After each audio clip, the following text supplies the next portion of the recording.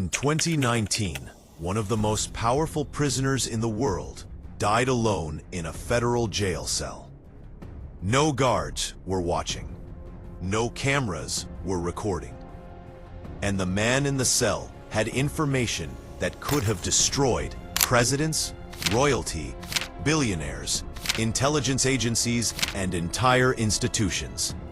His name? Jeffrey Epstein. Jeffrey Epstein. Jeffrey Epstein. Was Jeffrey Epstein. Officially, the case is simple. He was arrested. He was denied bail. And he took his own life. But almost nothing about what happened inside that jail makes sense. The guards fell asleep. The cameras malfunctioned. His cellmate was removed hours earlier.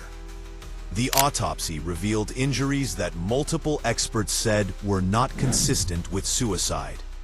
And within days, critical evidence quietly disappeared.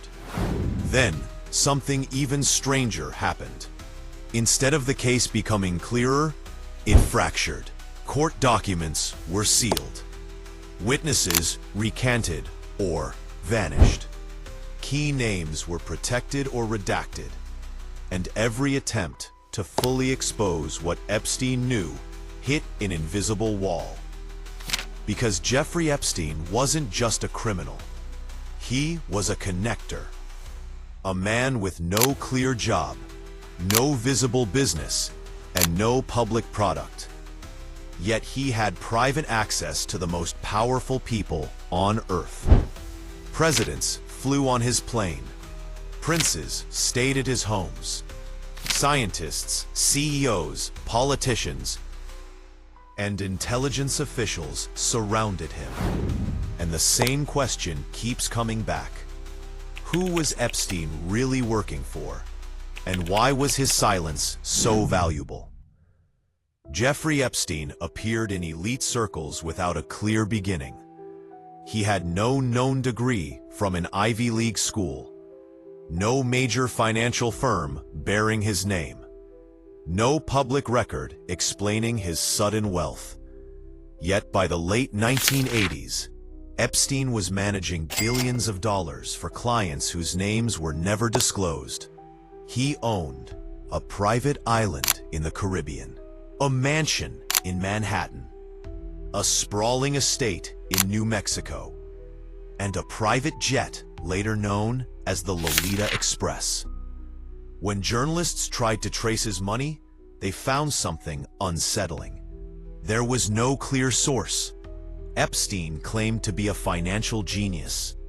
Others said he was a hedge fund manager. But no one could point to actual trades, actual products, or actual employees. Former associates quietly suggested something else. That Epstein wasn't earning money. He was providing something. Little St. James Island became the center of the mystery. Officially, it was a private retreat. In reality, it was a controlled environment. Victims later described strict schedules, restricted movement, cameras placed throughout the property, and a constant flow of powerful guests. Many of the girls were underage. Many were recruited through grooming networks. And many said they were trafficked between Epstein's properties. Some claimed encounters with men whose names appeared nowhere in the official indictment. When law enforcement finally searched the island, they found hidden rooms, safes filled with hard drives, labeled CDs, passports under false names, surveillance equipment. But very little of that evidence was ever shown to the public. And the island was quietly transferred to a private entity shortly after Epstein's death. Epstein's private jet logs are among the most controversial documents in modern history. They show repeated flights involving politicians, royal family members, business leaders, academics.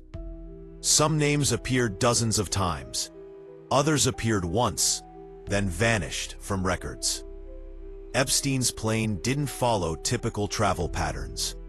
It often flew short distances, repeatedly, sometimes without clear destinations.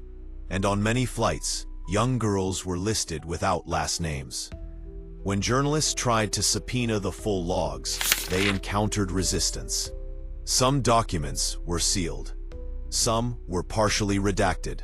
Others were declared missing. To this day, no complete public list exists. In 2008, Epstein was arrested in Florida. This should have ended everything. Instead, it became one of the most controversial plea deals in U.S. history. Epstein avoided federal prosecution, served just 13 months in a private wing of a county jail, and was allowed to leave 6 days a week for work release. The deal protected not just Epstein, but any unnamed co-conspirators. Victims were never informed. Prosecutors later admitted the agreement was highly irregular.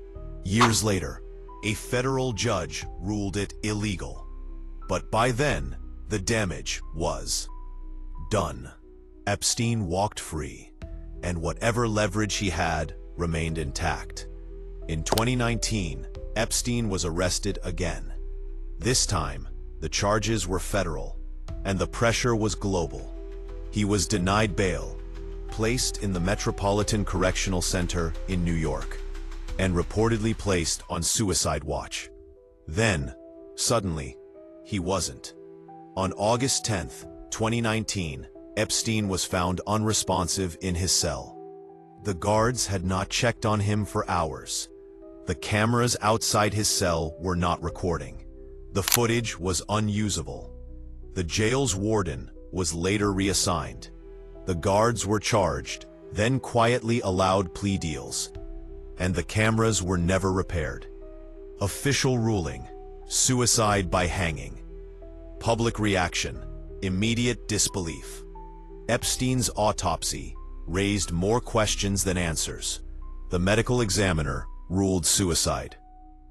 But multiple independent forensic experts pointed out fractures in the hyoid bone, injuries more consistent with strangulation, unusual bruising.